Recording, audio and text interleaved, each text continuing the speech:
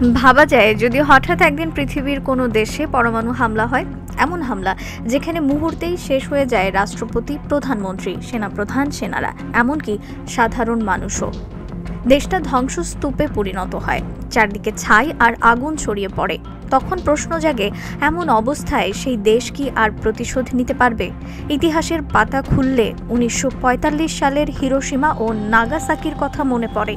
আমেরিকার বোমা ফেলার পর লাখো মানুষ মুহূর্তেই প্রাণ হারায়। জাপানে তখনও কিছু মানুষ বেঁচে ছিল, তাই তারা আমেরিকার সামনে আত্মসমর্পণ করে যুদ্ধ থামিয়েছিল।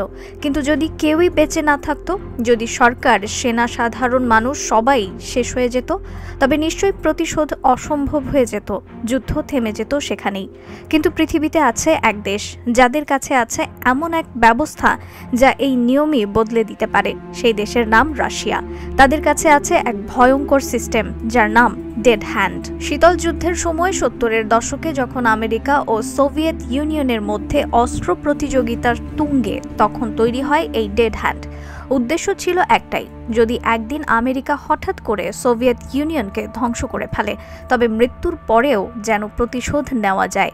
ডেড হ্যান্ডকে বলা যায় এক অদৃশ্য হাত যা মানুষের আদেশ ছাড়াই প্রতিক্রিয়া জানায়।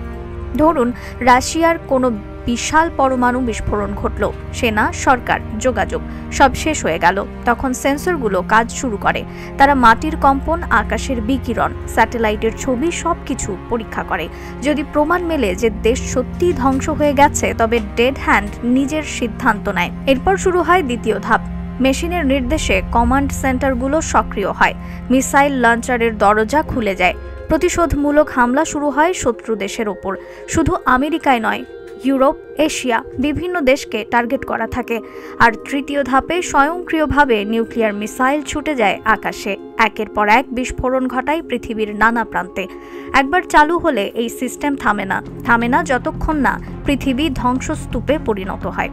রাশিয়ার স্ট্র্যাটেজিক মিসাইল ফোর্স এখনও এই সিস্টেমকে আংশিকভাবে সচল রেখেছে।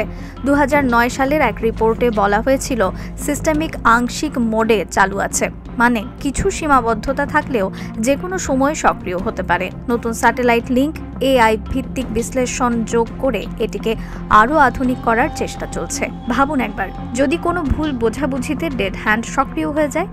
1993 সালে একবার প্রায় তাই ঘটতে যাচ্ছিল।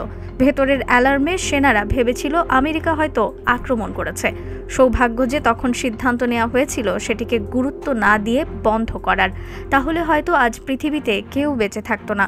এই ডেড হ্যান্ড আসলে দ্বিধার প্রতীক। একদিকে এটি রাশিয়ার নিরাপত্তার প্রতিশ্রুতি দেয়, অন্যদিকে পুরো মানব জাতির জন্য ভয়ঙ্কর হুমকি।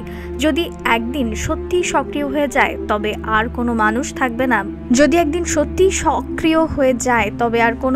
বেঁচে থাকবে না বলার জন্য আমরা বেঁচে গেলাম।